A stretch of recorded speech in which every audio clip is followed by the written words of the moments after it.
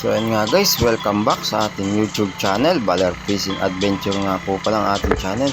So ngayong araw guys stop muna tayo sa pangingisda dahil maulan saka malamig. So samahan nyo muna ako, pupuntahan natin yung bukid natin dito sa bundok, yung sa tourist spot. Ayan nga at malapit na tayo.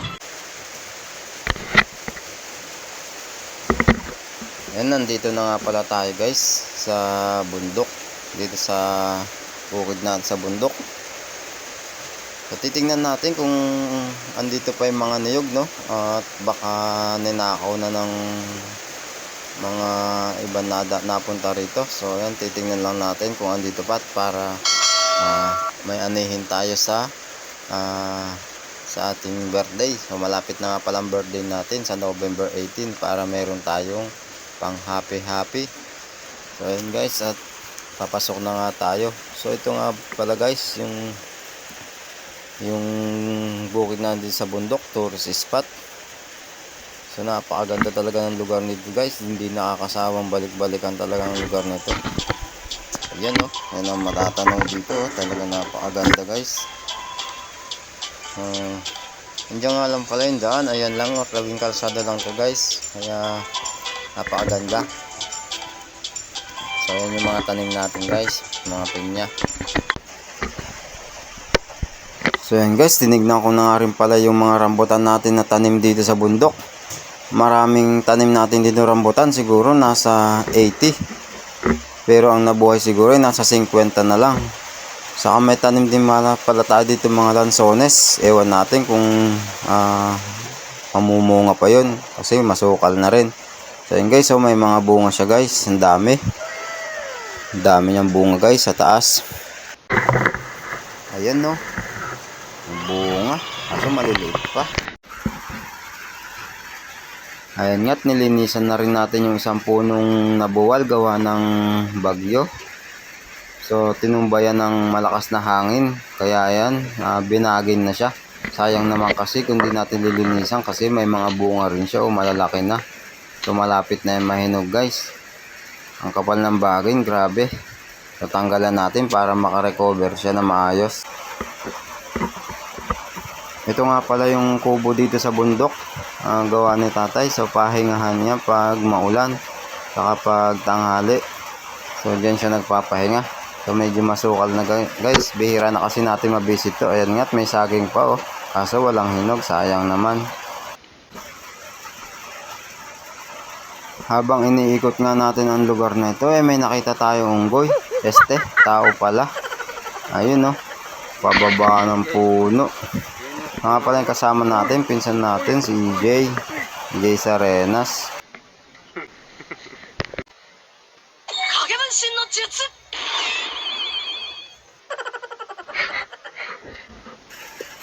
So nandito na lang din tayo sa bukid. Pumunta na rin kami dito sa bukid ni Uncle para manguha ng pako. Yan nga po pala guys, ang pako, ganyan no. Maraming klase ang pako guys, kaya mag-iingat kayo sa pagkuha nito kasi iba nakakalason. So ayan,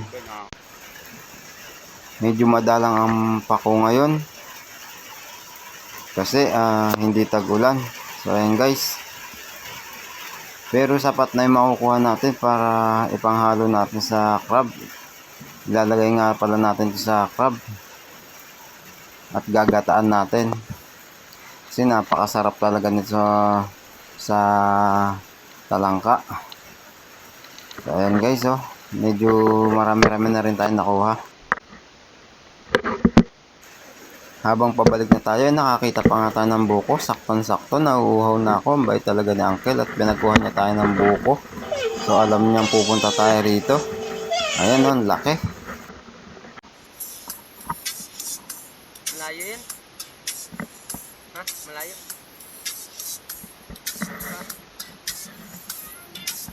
Yun. Magkukuha tayo ng kuha. Yamak. Talbos na naman. Kakain ka naman kayo? Kailangan. Ganda na muna.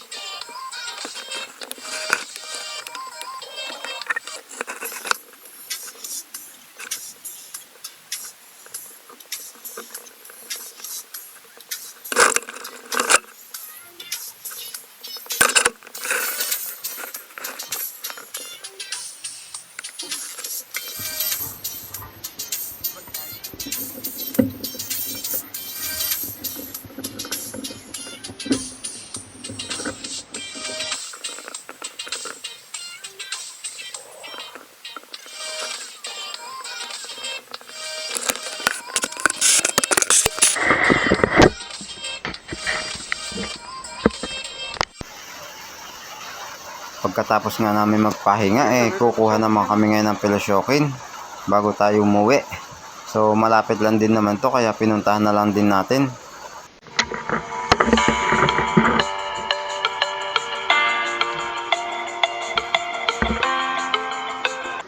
Ito nga pala guys ang tinatawag na pilosyokin. Dito mo lang yan sa bundok matatagpuan guys. So ganyan nga pala pagkuha niyan guys. Medyo kakalikutin mo lang yung butas niya. Tapos saka mo aamuyin. Pag mabango, yun na yun, hinog na yun. Ayan, kukuha tayo na isa. Ayan guys, ang laman niya, ganyan nga pala yan guys. Oh. Masarap yan guys, matamis.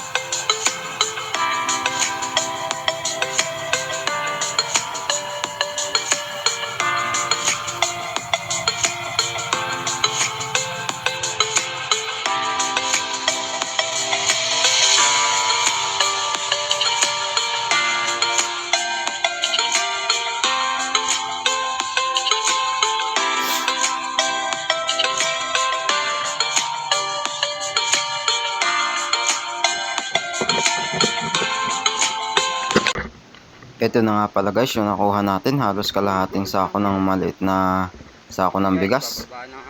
So naparami yata guys ah. Hindi kaya tayo nito almoranasin. Ayan no, pababa na nga tayo. Sa wakas nakababa na rin tayo.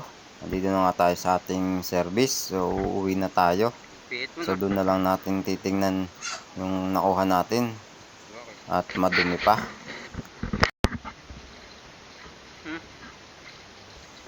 Nakauwi na nga pala tayo guys. So ito lahat guys ang nakuha natin. Hinuhugasan natin at medyo maputik. So ayun no, naparami yata ang nakuha natin guys ah. Baka almoranasin na tayo nito. Finally, eto na. So hanggang dito na lang ating video guys. Maraming salamat. Hanggang sa muli.